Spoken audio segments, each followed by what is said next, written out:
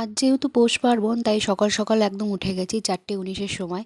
তো এই সময়টাকে দেখো ব্রহ্ম মুহূর্ত বলে ধরা হয়। আর এই আমি ঘুম থেকে উঠেই আগে ঠাকুর প্রণাম করে নিই, তারপর ঘরের থেকে বের হই।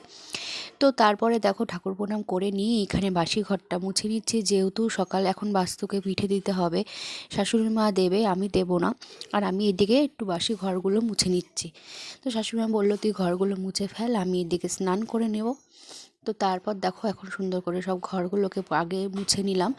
আর এদিকে গেটে তালা খুলতে খুলতে অনেকেরই আবার এখানে মানে দেয়া শুরু হয়ে গেছে, সেই আওয়াজও পাচ্ছিলাম। তো তারপর দেখো এখন আমি ঘর মুছে বাইরেটা চলে এসেছি, সিঁড়িটাকে এখন সুন্দর করে মুছে নিচ্ছি। আর সিঁড়ি তো না প্রতিদিনই মুছতে হয়, কারণ বাসি জিনিস বাসি উঠোনে বেরোতেও নেই ছেলেদের, তো তাই যেহেতু বর আবার একটু পরেই কাজে বেরোবে, তার জন্য আগেই একবারই সব মুছে নিলাম। তারপর এইদিকে দেখো ঘর মুছে এইদিকে পুরো সারা উঠোনে জল একদম ছিটিয়ে দিচ্ছে। আগের দিন শাশুড়ি মা যেহেতু পৌষ পার্বণ তার জন্য কিন্তু গোবর দিয়ে সারা উঠোনই লেপেছিল, তো সেটার ভিডিও আর নেওয়া হয়নি। আর আমি এদিকে সকালবেলা যতই হোক তাও বাসি, যেহেতু সকালবেলা রাত পোয়ালে যেহেতু সকালে বাসি হয়ে যায়, তার জন্য সারা উঠোনেই আমি আবার জল ছিটিয়ে দিলাম ভালো করে।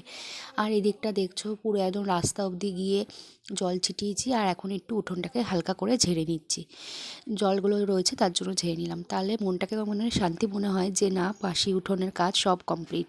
তো দেখো সুন্দর করে জল ছিটিয়ে একদম ভালোভাবে সব মুছে নিলাম। আর আমি এই কাজটা একদমই করি না, এটা আমার রোজ শাশুড়ি মাই করে, তাই জন্য তোমাদের সাথে শেয়ার করা হয় না।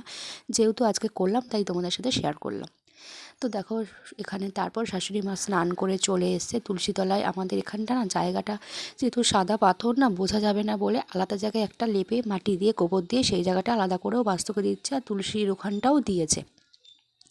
তো তারপর আমাদের এখানে দেখো 5টা পিঠে সিঁদুরে ফোঁটা, তা এইভাবেই তো দিতেই হয়। আর এই যে ধান দুব্বো, তারপর দেখো এখানে দিয়ে দিচ্ছে এখন ধান দুব্বো, আর এখানে একটু ফুল ফুল দেওয়ার পর আমাদের এখানে কিন্তু ফলও দিতে হয়। এই যে নতুন যে গুড়ও দিয়েছে এখানে, একটু কমলা গুড়।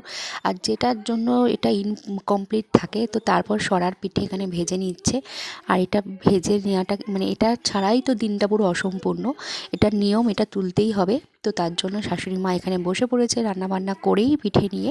আর আমি দেখো একটু ভিডিও করে নিলাম।